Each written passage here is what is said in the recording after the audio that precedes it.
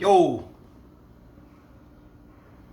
Rob Mills, Metallica. Metallica were basically spawned from Diamond Head, the band I used to play in, and these days I'm here in Acapulco.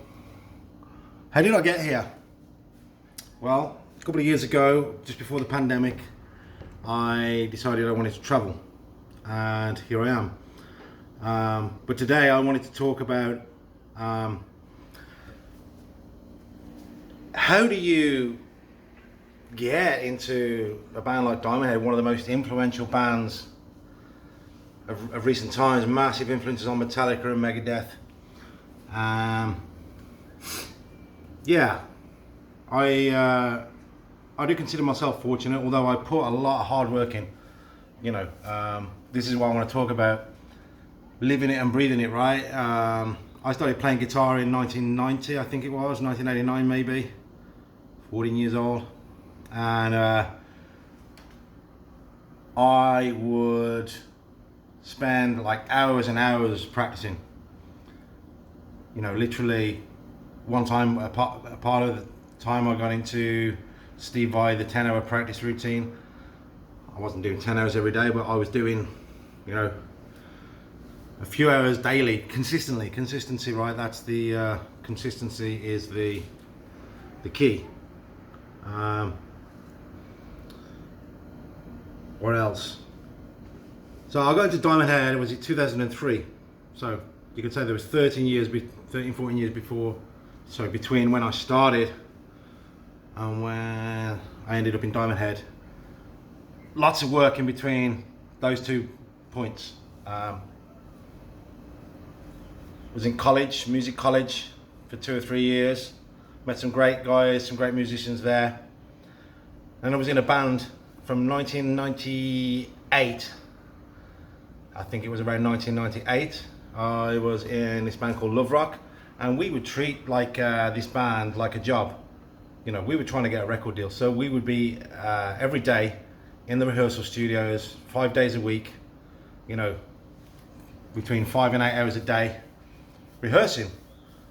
There's a guy called Ray Loverock, a drummer called Carl Brazil, who now plays with bloody James Blunt and Robbie Williams. And if you've like put Radio 1 on in England for an hour, he's probably played on 2 or 3 of the tracks. So yeah, I digress. But so what I'm saying is, to get that Diamond Head gig, it wasn't just like, I didn't just get it, right? You know, I had to put the work in to become the kind of musician that would be in a position to accept that opportunity and grab that opportunity when it arose.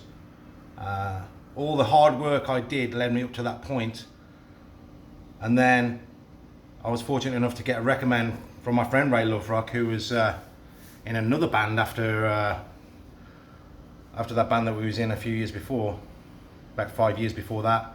He recommended me as a replacement. So what I'm saying is, you have to, yeah, I guess the whole point of this is like, live it and breathe it, man, and give it everything.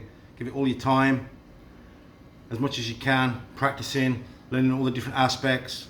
And that's why I now feel like I'm in a great position to teach you how to do exactly that. You know, I have all the ingredients and the approach and the know-how. And as I said before, I teach what I call the 4 cornerstones of great musicianship: improvisation, theory, technique, and ear training.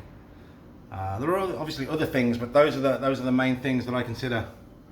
And so I teach those arts, teach you how to come up with a practice regimen that's going to you're going to get the most out of.